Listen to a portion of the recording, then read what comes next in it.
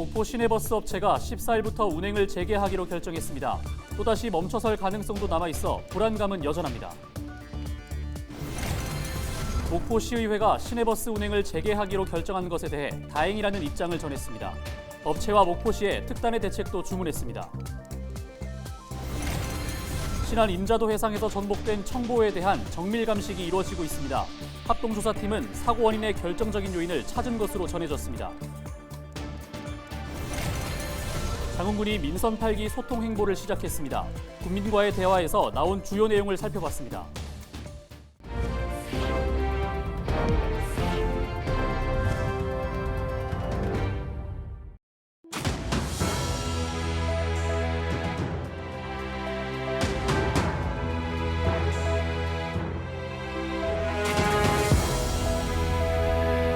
시청자 여러분 안녕하십니까? 헬로티비 전남뉴스입니다.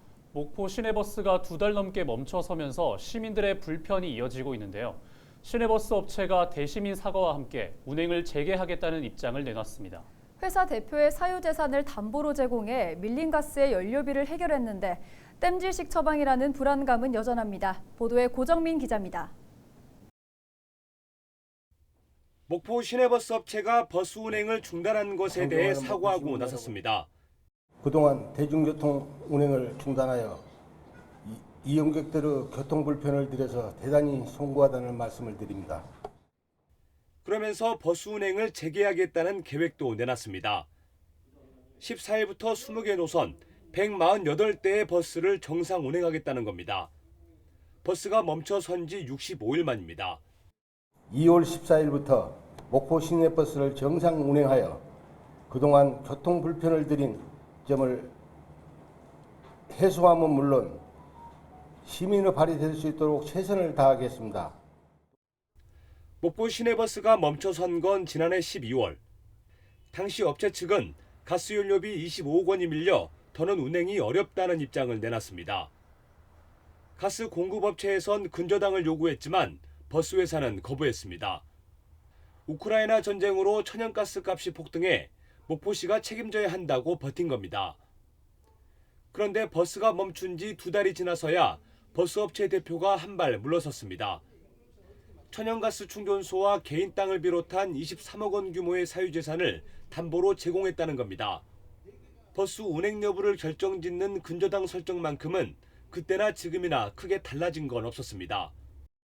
담보를 제공해 주고 나면은 가스 공급은 이루어집니다. 그러나 이제 회사가 계속 빚으로 이제 남아 있을 것 아닙니까? 거기에 부담을 느껴서 사실은 그때 당시 담보를 못 했습니다. 업체 측은 버스가 또다시 멈출 가능성에 대해서도 부정하진 않았습니다. 결국 시민들이 다소 불편을 겪더라도 대대적인 노선 개편이 필요하다는 점을 거듭 강조했습니다. 승강장을 이것을 없애려고 하면은 정말 시민들도 과감하게 포기를 해주셔야 되고 선출직에 계신 분들이 내 지역구를 따지지 않고 시내버스 경영 개선을 위해서 과감히 좀 포기를 해주셔야 됩니다. 버스업체 측은 그동안 현실에 맞지 않는 운송 원가 계산 때문에 적자가 누적됐다는 입장. 새로운 경영자가 나타난다면 언제라도 회사를 넘겨줄 의향이 있지만 버스 노선권은 사유재산이라며 반납할 생각은 없다고 선을 그었습니다. 헬로티비 뉴스 고정민입니다. 목포 시내버스 업체가 운행을 재개하겠다고 결정하자 목포시의회가 다행이라는 입장을 내놨습니다. 목포시의회는 시내버스 업체 측이 목포 시민의 뜻을 무겁게 새기고 시민의 눈높이에 맞는 경영 개선안을 제출한 뒤 성실하게 이행해야 한다고 밝혔습니다. 그러면서 집행부인 목포시도 버스 운행 중단 사태가 재발할 경우 면허 취소를 시행하고 목포형 시내버스 운행 체계의 기틀을 만들어야 한다고 강조했습니다. 이한철 목포 시내버스 업체 대표가 법무부의 법사랑위원회 지역위원장직을 자진 사퇴했습니다. 목포 문화연대와 목포 정의당은 버스회사 운전원의 임금 체불과 보조금 관리법 위반과 관련해 수사기관의 조사를 받고 있는 인물이 이제라도 사퇴한 것에 대해 매우 다행이라는 입장을 내놨습니다. 이들은 지난달 31일 목포 시내버스 대표가 일방적으로 버스 운행을 중단하고 각종 사건 조사를 받고 있는 상황에서 청소년 범죄 예방 활동을 하는 건 적절하지 않다며 시민 서명 운동을 벌였습니다. 한편 이한철 대표는 목포 상공회의 소장직도 내려놓을 생각이 없냐는 질문에는 임기가 올해 말로 예정됐지만 임의로 내려놓을 수 없고 협의를 거쳐야 한다고 설명했습니다. 신안 임자도에서 전복된 청보호를 정밀 감식하고 있는 수사당국이 사고 원인을 유추할 만한 결정적인 정황을 확인한 것으로 나타났습니다. 청보호 사고 합동조사팀은 목포의 한 조선소에 육상 거치한 청보호 선체를 대상으로 조사를 벌인 결과 사고 원인을 추정할 수 있는 중요한 원인을 발견했지만 정확한 분석 결과가 나오기 전까지는 공개하지 않겠다는 입장을 전했습니다. 합동조사팀은 13일부터 3차 감식에 돌입하고 지금까지 밝혀진 정황이 구체적인 사고 원인이 될 수 있는지 검증하는 방식으로 조사를 진행할 것으로 보입니다. 장흥의 민선 8기 김성 군수가 부산면을 시작으로 올해 첫 군민과의 대화에 나섰습니다. 반복되는 교통사고의 대책 마련부터 주민 수건까지 다양한 의견이 제시됐습니다. 보도에 송하영 기자입니다. 장흥 부산면의 한 진입 교차로입니다. 이곳에서는 지난 5일 밤 11시쯤 한 승용차가 교차로에 설치된 교통섬을 들이받는 사고가 발생했습니다. 2차선 도로로 차선을 변경하던 중 교통섬으로 인해 급격히 좁아진 도로폭을 미처 인지하지 못한 겁니다.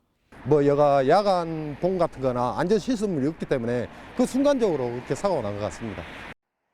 지난 6개월 동안 해당 교통섬으로 인해 발생한 교통사고는 모두 3건. 주민들은 하루빨리 장흥 지역 교통섬을 정비해야 한다고 목소리를 높였습니다. 아마 대한민국에서는 그 X자 도로는 말도 들어간 도로는 없을 겁니다. 이번에 명절 때도 동네에 오신 분들이 전부 다 들먹였어요. 이 도로가 완전히 잘못됐다고. 김 군수는 현장 답사를 통해 주민 불편 사항을 공감했다며 익산 국토관리청과 협의해 오는 4월까지 정비를 마치겠다고 답했습니다. 주변에 사고가 났다고 해서 한번 제가 한 두세 차례 가면서 또 보고했어요. 법에 그렇게 그걸 설치하게 돼 있다고 그래요. 식별할 수 있게끔 위에서부터 이게 유도봉을 친다든가. 이 밖에도 행정복지센터 창고 신축과 용수로 교체 등 부산면 주민들이 제기한 생활민원은 모두 10여 건. 장흥군은 단순 민원에 대해서는 즉시 해결하고 새로운 의견이나 중장기 과제에 대해서는 현장 조사와 검토를 거쳐 군정에 반영할 방침입니다. 2023 장흥 군민과의 대화는 13일 부산면을 시작으로 장동면과 장평면을 거쳐 오는 20일 관산읍까지 이어집니다. 헬로티비 뉴스 송하영입니다. 전남 어촌계 협의회가 수협중앙회 전남 이전을 촉구하고 나섰습니다. 전라남도 어촌계 협의회는 수협중앙회의 경우 정부 투자기관으로 수산인의 이익 증진과 자원을 위해 설립된 만큼 효율성이 높은 지역에 중앙회가 위치해야 한다고 강조했습니다. 그러면서 2021년 기준 전남 수산물 생산량은 199만 톤으로 전국 59%, 1위를 차지하고 있으며 어업인 수도 3만 5천 명으로 전국 1위라고 밝혔습니다.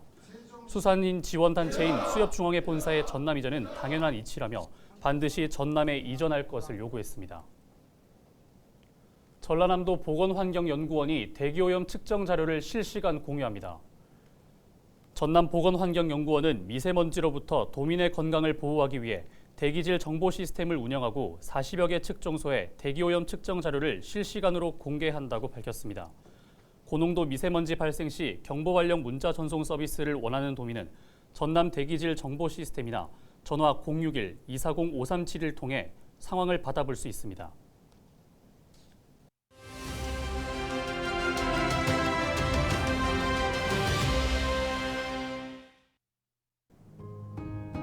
부장님, 오늘 점심은 한우 드시죠? 365일 한우 파격 할인. 한우 올해 내내 20% 싸게 팝니다. 최근 많이 접해본 문구일 것입니다. 한우 도매 가격은 내려가는데 사료값과 난방비는 오르고 축산농가는 어느 때보다 어려움을 호소하고 있습니다.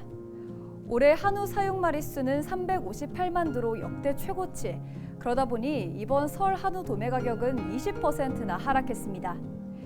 1년 새 속값도 최대 30%까지 급락했습니다. 그런데 정작 소매 가격에선 차이가 없었습니다. 유통비를 포함한 소매 가격 구조상 도매 가격이 하락한 만큼 소비자 가격엔 반영되지 않기 때문입니다. 여기에 고물가 고환율에 얼어붙은 소비 시장도 한우 소비에 영향을 미쳤습니다. 이렇게 나온 정부 대안이 바로 촉진 행사입니다. 한우 도매 가격 안정을 위해 전국 평균 가격보다 20% 싼 가격에 한우를 할인 판매하는 행사로 농협 하나로마트 전국 980곳에서 1년 내내 진행됩니다.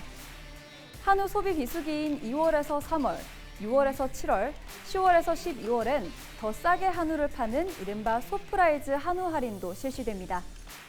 이번 기회에 평균 납품 가격을 공개하는 축산물 가격 신고제 도입도 검토되고 있는데요. 가격은 떨어졌다는데 체감이 안 된다는 소비자와 키울수록 손해라는 농가. 이번엔 모두가 체감하는 오랜 유통 구조를 변화시킬 수 있을까요? 한우도 우리 식탁에서 좀 더 자주 만날 수 있기를 바라봅니다. 데일리 브리핑이었습니다.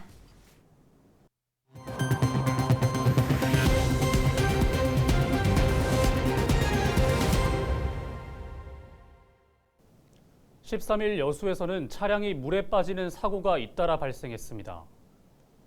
여수 소방은 13일 0시 10분쯤 돌산읍 한 저수지에서 SUV 차량이 침수됐다는 신고를 접수한 뒤 구급대원을 급파해 운전자 A씨를 병원으로 이송했습니다.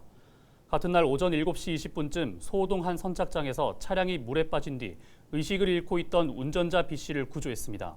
소방당국은 A와 B씨 모두 생명에는 지장이 없는 것으로 확인됐다며 정확한 사고 원인을 조사할 방침이라고 설명했습니다.